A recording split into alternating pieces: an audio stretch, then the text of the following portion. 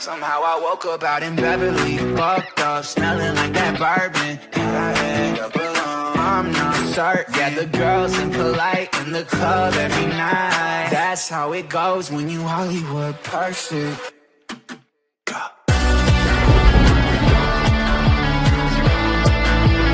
Hollywood perfect. Wagwan people, Lumanny here, back here another episode of the Aston Villa Save here on my channel.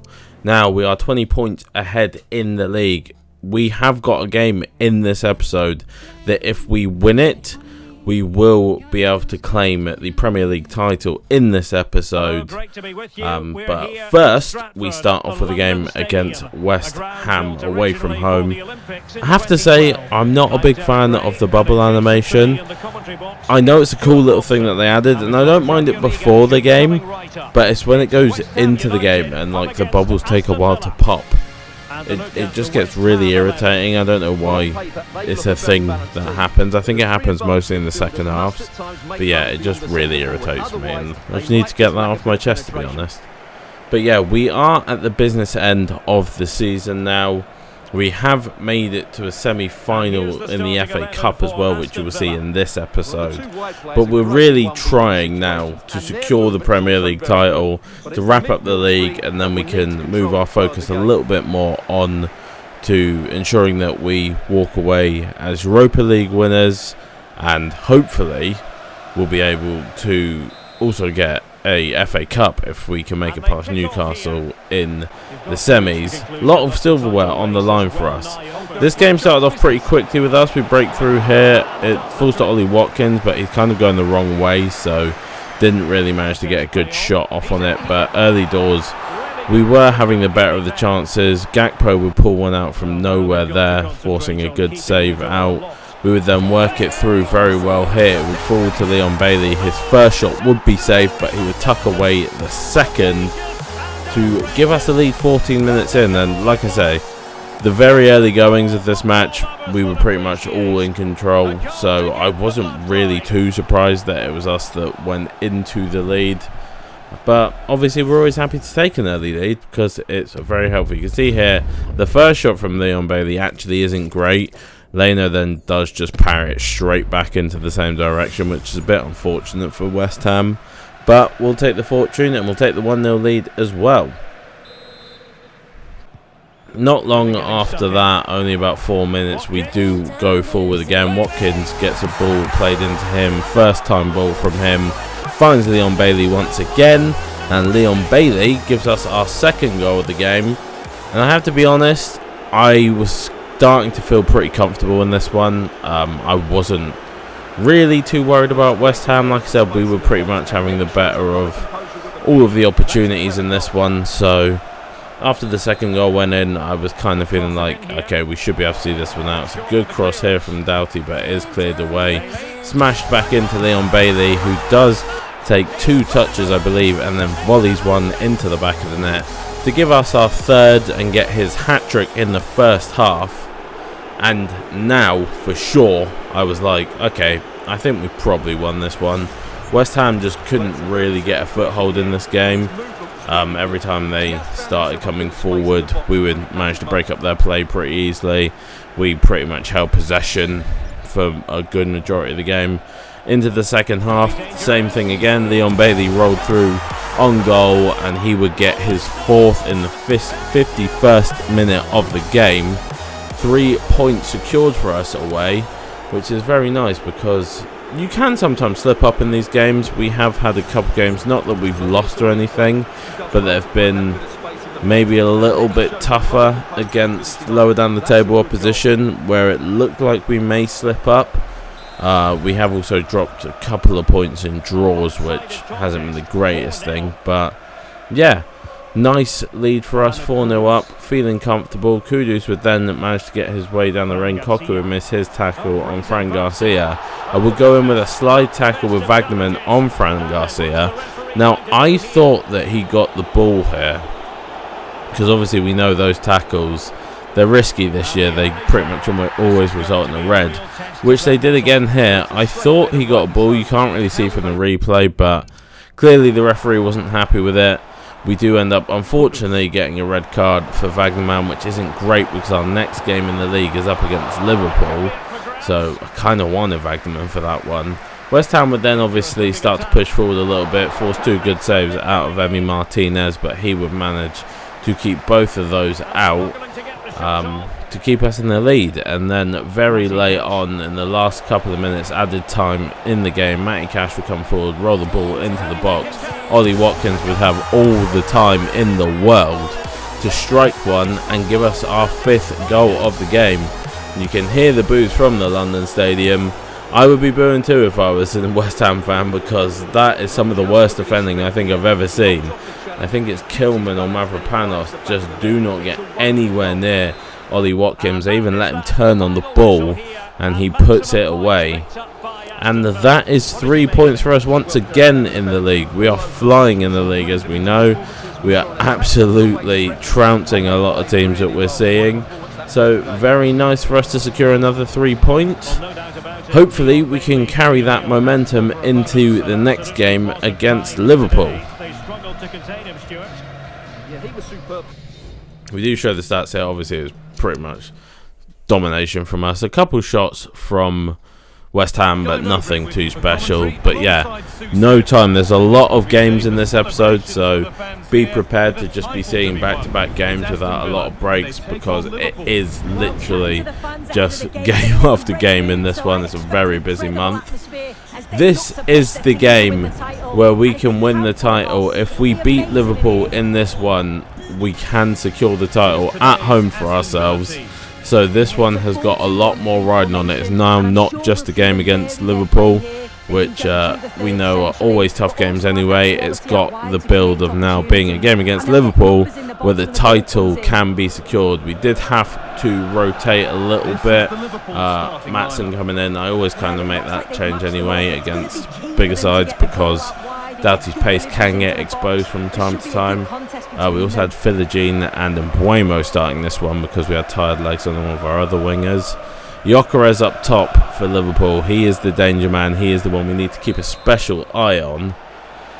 And this game did not start very well for us. Liverpool, very early doors, were kind of pressing on us. They were getting through us when they were playing the ball around like this.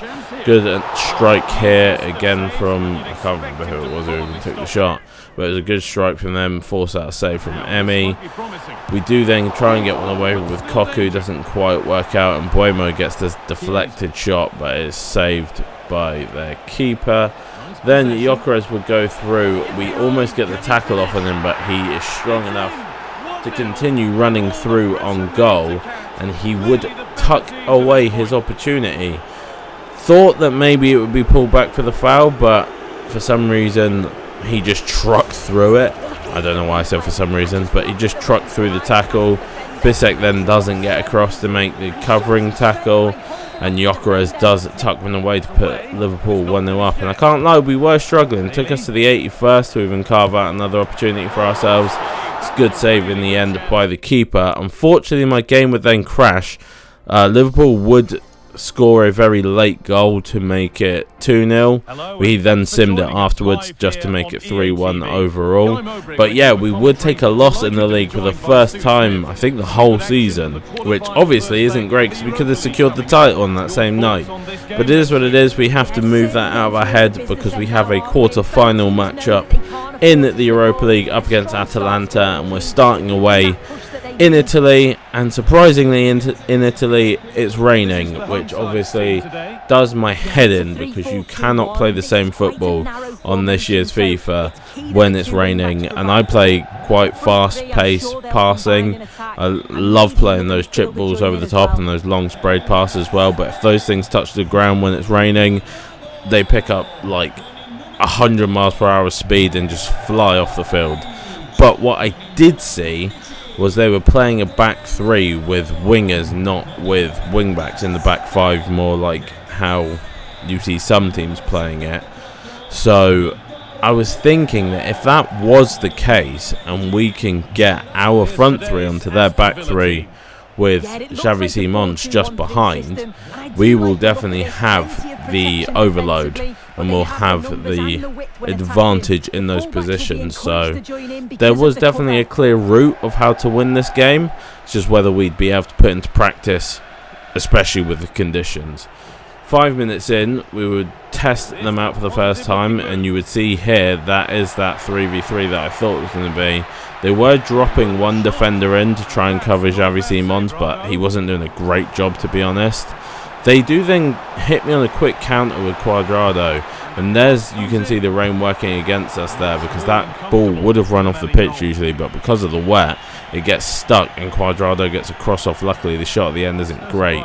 Then we do have a little bit of quick, just close range passing movement. Koku picks it up and he'll drive forward, because this is everything he's done for us. A nice little ball into Ollie Watkins, who has become a very good provider with those passes round the corner, like we've just seen from him there. And he would turn provider once again for Leon Bailey again as well, as he would just very nicely slide one round the corner after the ball's played into him. It's great centre forward play, to be honest.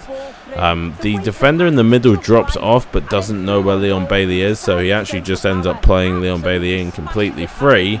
Leon Bailey becoming a bit of a goal machine in this one. 5th goal of the episode so far. Very nice from him. This was almost an absolutely beautiful chip pass from Doughty. Unfortunately, the header came off the post. In the 29th minute, though, we would play in Ollie Watkins, and we know Ollie Watkins is always going to score a goal if we get him in position to do so. And he does that once again. Been absolutely insane for us. I know there's been a lot of speculation about whether we should keep him going forward or whether we should get rid of him. But at the minute, I just can't see any player outperforming Ollie Watkins right now. I just can't see it. That's another very good save here from, I think it's Mere in goal. Nice little chip ball in, but we couldn't finish it off. Takes us a little while after that. I think they went a bit more defensive to hold on to things. Ollie Watkins getting an opportunity but can't bury it that time, and that would see us take a 2-0 lead back to Villa Park. So a very good basis for us to start our potential progression. Let's not get overconfident. Potential progression into the next round.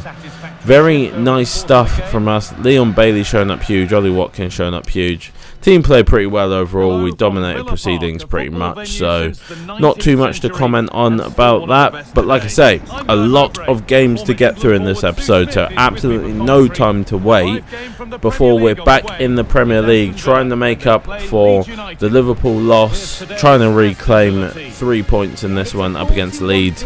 Realistically, it should be possible in this one up against Leeds, because Leeds are struggling at the wrong end of the table right now. I think we did start to rotate things a little bit in this one. I do bring Jackson Price in. I moved Ansu Fati over to the right as well, just to try and give us a little bit more fitness. Obviously, we're playing a lot of games in a very short amount of time at the moment, so we're going to need the rotational boys to be ready should we need them. Leeds team not looking too bad. Guedes up top. Daniel James obviously always dangerous with his pace that he has. Wasn't really sure what to expect from this Leeds side. I can't remember what the result was when we played them earlier in the season, but early on Doughty does win it here, finds Jackson Price. He would then roll in Xavi Simons. Xavi Simons somehow manages to not score that opportunity, and I cannot really understand how.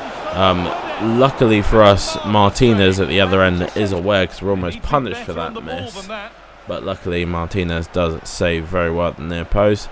Nice little bit of dribbling from Jackson Price here. Holds onto the ball well, then receives it back once again. Dribbles into the box. Defenders aren't willing to make a tackle. Xavi Simons would take the shot. Would deflect across to Ansu Fati, who luckily is always in those positions, it seems, to be able to make big deflection follow-ups for us, and it does tuck away another one for us. Can't lie, I was struggling to get through Leeds a fair amount. They weren't as straightforward to break down as I thought they were going to be, so we did get gifted one a little bit there by Melier, but we will take it and we will run with it, and that will give us a 1-0 lead. Moving into the second half, like I said, we were struggling to get through, but this time we do break through cleanly. No one closes Xavi Simons, and he makes up for his earlier miss with a very nice finish at the near post, I think it was, with the outside of his foot, giving us our 2-0 lead. Oh, you can see it was a slide tackle there, but no one came across to cover the space after the slide tackle. And it's actually a far post finish. I'm a complete bullshitter. But yeah, it gives us a 2-0 lead. Xavi Simons is a very interesting case for me. He hasn't been like a massive standout signing. He's been a very consistent signing for obviously the big price that we did pay for him. But I actually think he's fulfilled everything that we need of him. He's kind of bossing that position now. And I think he's actually doing everything we need him to do. As you can see now, we are 23 points ahead of Arsenal, and they have played an extra game on us, so we are absolutely flying in the league. I'm almost certain at this point, regardless of what happens, obviously we didn't claim the title in the last game, so I'm not sure. There must be some mathematic possibility that somebody can catch us, but I'm almost certain at this point that we are pretty much crowned champions, because I can't foresee us falling apart unless literally our whole first 11 gets injured. But anyway, let me stop rambling about that. We are back into the Europa League with the second leg against Atalanta. Like I say, taking a 2-0 lead into the home leg is pretty much exactly what you want. Their team's pretty similar to what they played last time out. I decided to rotate a fair bit because obviously all we really need to do here is see this one out. I wasn't too bothered if we just kind of sat in. We almost conceded very early on. Kaminsky does come out to close down the first opportunity, and then the shot after that is pretty poor. John Duran doesn't manage to take advantage of this one, and then Buemo picks it up. It's a very good save by the keeper to stop us from making it 1-0. Not too much to talk about in this game, to be honest. Atalanta in the second half would have a shot as well. But besides from that, not really much going on. We do just see it out. 0-0 at home. Bit of a boring affair for the fans, but obviously they're excited because we made it through to the semi-finals now of the Europa League. So it's looking more and more likely that the Europa League might be a trophy that we could walk away with come the end of the season. And a very interesting matchup coming up as well, as we will be facing Celtic in a Battle of Britain. And kind of a battle of former European giants as well, so quite a cool matchup for a semi-final, I would say, and one that I am looking forward to. But we don't have a moment to breathe yet, ladies and gentlemen, no, because we are moving on to another game at home against Fulham in the Premier League. Like I say, I think we're pretty much uncrowned Premier League champions right now. But obviously we still want to be claiming as many points as we can in the league to make sure that that is definitely the case, and also then just to make sure that we can even try and set some sort of record if possible. I don't know if that is even possible now because we lost to Liverpool. But Fulham are one of those teams for me that they either give me really, really tough games, or we absolutely walk them over and they'll do something like stupid, like get a red card or something in like the first minute. So I always have to be a little bit careful about taking Fulham too lightly. At the start of this one, we do manage to break them down pretty quickly. Simons plays a very good ball into Watkins. Another good bit of hold-up play from Ollie Watkins. Would play through Ansu Fati, and Ansu Fati would finish it off to give us a 1-0 lead very early on in this one. So pretty much the ideal start that you could ask for. Ollie Watkins is really showing the other side of his game right now with that hold up and just waiting for his wingers to get beyond him, rolling it into them. Very nice work from him. Great finish from Ansu Fati. Hasn't quite been as prolific as I maybe would have hoped for this season, but has definitely been a very good addition that obviously came from your guys' brain, so you can pat yourself on the back for that one. Wagnerman not long after that would break forward. He would be looking for a pass. There wasn't really too many options. Simons would roll in. Ansu Fati, a great bit of dribbling from Ansu Fati, would take out two players. from being able to do anything in defence, and then he would curl one very nicely into the far side netting, making it 2-0. It's a good start for us. Like I said, it's kind of hit or miss with Fulham. We never know what Fulham are going to show up to try and play against us. This time, it seems to be the Fulham that don't really show up to play, but it's a great finish there. The defence probably need to be looking at themselves and doing a bit more there. Issa Diop could probably have blocked that had he put more effort in, but hey, I'm not going to attempt to do it because I want to score the goal. 28 minutes in, we would get the first showings of the difficult Fulham side that sometimes show up against us. It's a very good bit of play from them. Play it quickly. Cabral gets let me try that again. Cabral gets put through. I think it was an early sub because Vinicius, I think, started the game. Not great defending from Pau Torres. And then it's a good finish from Cabral to make it 2-1. So then I was starting to think maybe it is one of those Fulham games where they're just going to absolutely sweep me. Doughty would get the ball and cross it here. The header would unfortunately go the wrong way. Wagnerman would pick it up, try and look for some space. He would find Watkins, and again, one of those cases of the defender not trying to tackle Ollie Watkins. Ollie Watkins would have the space to get the shot away, and Ollie Watkins would restore our 2-goal cushion. So all those doubts that were starting to creep into my head quickly extinguished by Mr. Reliable himself. You can just see Issa Diop just not trying to get close enough, doesn't try and block the shot.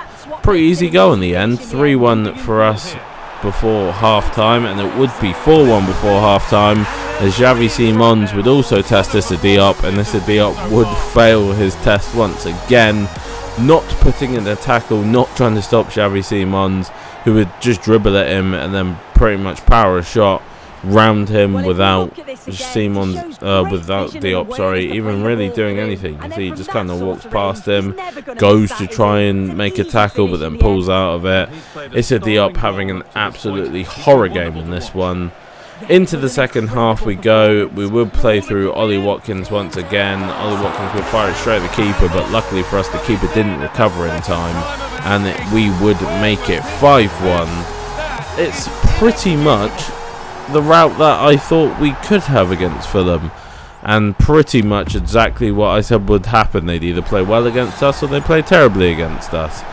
It turns out they were going to play terribly against us, and you can tell that. No slight on Matty Cash, but when Matty Cash is scoring headers from corners, it probably means the team you're playing against just haven't shown up in this one. And that would make it 6-1, and obviously that would see us wrap up all 6 points. 6 points? 3 points. But that, I would decide at 6-1. I didn't really need to play the rest of the game. Ollie Watkins would add another one to make it 7-1. Absolute smashing of Fulham there. You would see we would have our first game against Celtic put at the end of this month. However, I decided I would leave it till next episode so that you got both legs in one episode, not one leg and then having to wait. It just seems a bit more messy to do it that way. But we would be back into the Premier League once again to play Bournemouth. Now, Bournemouth are a very interesting prospect. They are a team that are unexpectedly tough to beat, and I was kind of unsure what kind of team to play here because we did have a semi-final coming up against Newcastle, but I decided, since the league isn't guaranteed yet, I think the strongest team still need to be going out in the league because that is our priority. Winning the Premier League title this season is the highest heights that we could have asked to get, I think, 3-4 seasons in.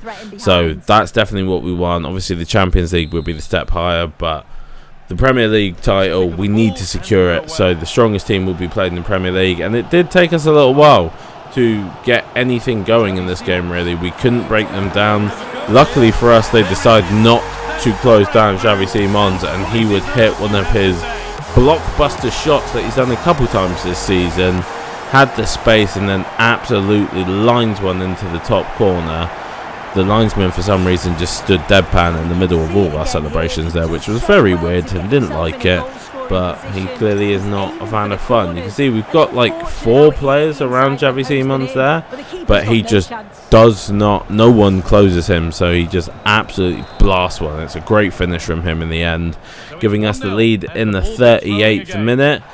It was a weird game after that. It kind of felt like Bournemouth didn't want to concede more. They didn't do too much. Wagnerman would break through just after half-time, but couldn't manage to finish his opportunity off. We would then play in Ollie Watkins. His shot would be blocked. Simons would roll through, and Buemo, who would put it in the back of the net, but unfortunately it would turn out that he would just be offside. I actually don't think it was too far off in the end, maybe a shoulder or a knee or something, because I don't think the head counts unless it does. Good tackle late on here would keep us at a 1-0 lead, and after that, that would pretty much be game done. It was actually a very tough test against Bournemouth. They were having very good attacks, they were very good in defence at stopping us. They just really lacked on defence that one time that they let Xavi Simons just take the shot, and that kind of was their only mistake that we managed to punish. So do have to give props to Bournemouth, but it is another 3 points in the league for us. We are flying. I don't foresee how anybody catches us in the league. Like I say, I think there's still some sort of mathematical technicality that means that they could potentially get us, but also the game is just really weird. I think if you miss the opportunity that they code in for you to win the title, then you don't get the title celebrations again. So I think we probably just missed out on that. Hopefully it will show up next episode, but I don't know about that for sure. But then we would move on to FA Cup semi-final time against Newcastle. Now, I knew for a fact that this was going to be a very tough game. We didn't expect to be here, though, so I did rotate some of the team still. John Duran would be getting a game in this one. Ray Hatate for the Gene, all coming in. Matson getting a game as well. Kaminsky in goal.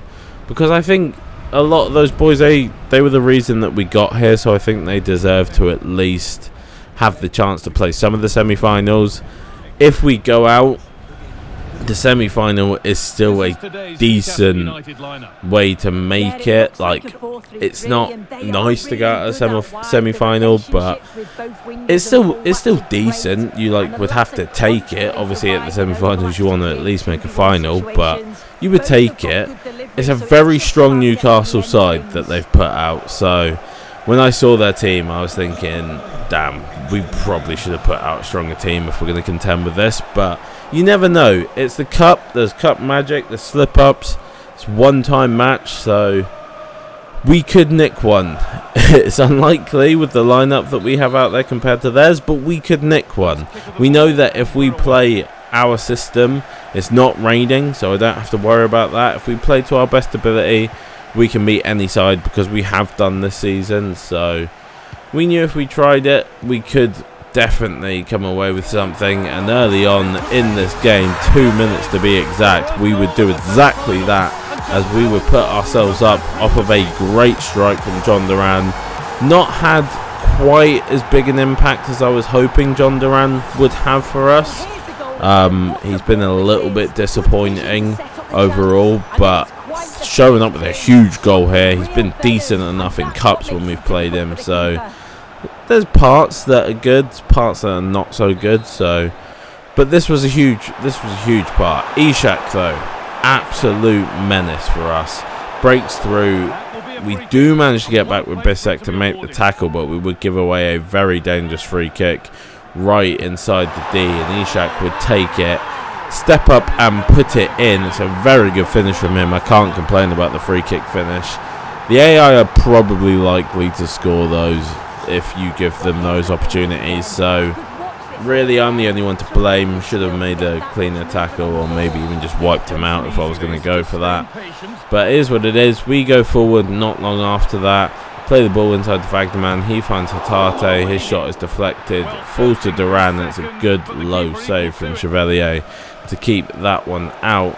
Ishak turned into a complete menace for me after that, and I just couldn't keep up with him. Edwards would play it over to him again. I thought that this was a decent tackle, however it ends up being another free kick, and obviously like I just said, if you give them these opportunities from these areas, they probably will score them. Anthony Gordon steps up to this one and does score it.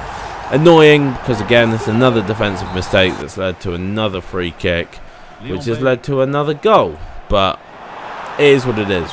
We know we can recover, and not long after that, we were playing Rio Hatate with John Duran, and we would recover to make it 2-2 going into half-time. That is when you've just gone down, managing to get it back to 2-2 before you go into the half-time break, that is a huge turnaround, especially for morale and belief going into the second half. Pretty much puts things back to a level playing field, so it's everything to play for in the second half. Good finish from Rio Hatate as well. Been very impressed with Rayo off of the bench for us this season. I did want to move him to that deeper role, but he actually has played in that cam role pretty decently as a rotational player. Edwards would give me a whole lot of trouble here breaking through. I would try and block it with Bissek, but it wouldn't come off that way. Luckily, we would then block the shot and send ourselves away on the counter here. Koku waiting for the run through. Bailey would pick it up on the wing here. He would play it into Rio Hatate. Kind of get held up a little bit here, but he would go back to Koku. Koku into Leon Bailey again. He will roll it through to John Duran, trying to work his space. Does manage to dribble around well, but it is a big hand from Chevalier to keep things on level terms. 79th minute, Newcastle come forward and they would take the lead in the 79th minute, which was very frustrating. But it was looking at that point like we'd be heading out. I did pause there to make a couple substitutions, see if we can make any difference here. But yeah, unfortunately it does look like we'll be heading out. A very good Newcastle side doing it's 2 of their goals are free kicks that we've given away annoyingly, but yeah, they were playing better than us overall. When they attacked, they were impossible to stop. We do get a late chance here, but it's saved by Chevalier. Try and press Livramento, however the ball would roll out, which obviously just burns more time for Newcastle. Frustrating. Edwards would then pick up the ball. He'd play it in to Bryce Mendes, who would hold it up well into Ishak. He would take a big touch and find his way through. We would give away another free kick to Newcastle, and I was getting PTSD even from it being that far out, because we've given away so many free kicks in this game and they've pretty much scored from all of them. But on the counter from the free kick, Rio Hatate would roll the ball into Jaden Philogene. Jaden Philogene would chip the ball across to Leon Bailey. I know my acting's amazing, wasn't it? You really thought that it was over. No way with these Aston Villa boys does it end like that. Leon Bailey gets the ball from Jaden Philogene. He fires one into the back of the net, and it's looking like extra time, which I wasn't wild on, if I'm honest. We've got a lot of games coming up. We got a big game against Celtic in just a couple days after this. I didn't really want to be playing extra time in the FA Cup, but it is what it is. I'd rather be playing extra time than going out. So there we go, 3-3. Only a couple minutes left. Newcastle would play it down this wing quickly though, and this was an outlet that they were going for a lot. Edwards was giving me all kinds of trouble down here. You can see we're in the 88th minute now. They would play it across to Bryce Mendes. He would roll it into Sandro Tonali. He would take a shot, but it would be deflected by Bissek. We would then pick it up. Torres would find the ball to Koku. Koku would roll it out to Leon Bailey. Mukiele wasn't anywhere near him.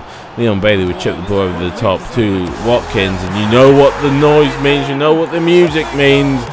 Mr. Reliable off the bench once again for us. Lovely little touch on his knee. Amazing volley into the back of the net. And ladies and gentlemen, out of absolutely nowhere, when it looked like we were down and out, we are 4-3 up in the semi-finals of the FA Cup. You have to say that at the moment, regardless of the result and what happens from here, this is probably one of the best FA Cup semi-finals of recent memory. It is an absolutely amazing finish from Ollie Watkins. It's a great ball from Leon Bailey, who is an absolute game changer as a sub in this one as well. Great ball over the top from him. Ollie Watkins with a great touch and finish. Only 1 minute to hold out for, but you can see the ball is getting played very quickly. The Newcastle fans are up and waiting. Gordon would get the ball, roll into the box, find Alexander Isak. We would manage to hold him up. He would go back to Guimaraes, who was dribbling all the way through. It's a great tackle. It would fall back to Guimaraes again, but Guimaraes would be offside as he would put the ball in the back of the net. And what a turn around for the Aston Villa boys. From 3-2 down, looking like we were heading out in the 82nd minute, to the 91st minute, we would be 4-3 up and heading through. And not only are we heading through, we are now heading into an FA Cup final. Competition that we were not focusing on, competition that we used a lot of rotational boys for most of it. But we are heading through into the FA Cup final. We have a chance at a double, and if we can beat Celtic, we have the chance at a treble. But as is mandatory with this save, we would finish things off with the youth scout updates. Unfortunately, we got a couple boys whose potentials have dropped. There's a couple that are also kind of on the edge. I've got to be honest, I'm a little bit disappointed with the crop of young players that we have. A lot of them aren't quite at that level that I would hope that they would be at by now. We've got a lot of younger ones that are like 14 years old that just aren't, they're just not growing very quickly. I know I could put them on training plans, but I kind of only do that with the ones that I think there's like an actual definite future for, so I didn't really want to do that just with everyone. We have a couple decent prospects, I think, coming out of this one, but we don't really need to talk about those right now. What we will talk about instead is obviously we are nearing the end of this season. What do you guys want to do? If we do walk away Premier League champions, should that be where we leave this save, or should we go into the next season and try and win the Champions League, maybe even go for a Premier League retention and the Champions League win? I'm not 100% sure. Obviously I've been quite inconsistent with uploads just because I've been doing other things, and I've not really been playing a lot of FIFA recently, just because, you know, other games come out. FIFA gets a bit old sometimes. I still like career mode. It's just when I'm not playing the game regularly, it's not one that factors into my mind. So you guys let me know what you think. Should we continue on and try and win the Champions League? Should we maybe even go and do a different team until next FIFA comes out? You let me know what you think. But yeah, that's going to be it for this episode.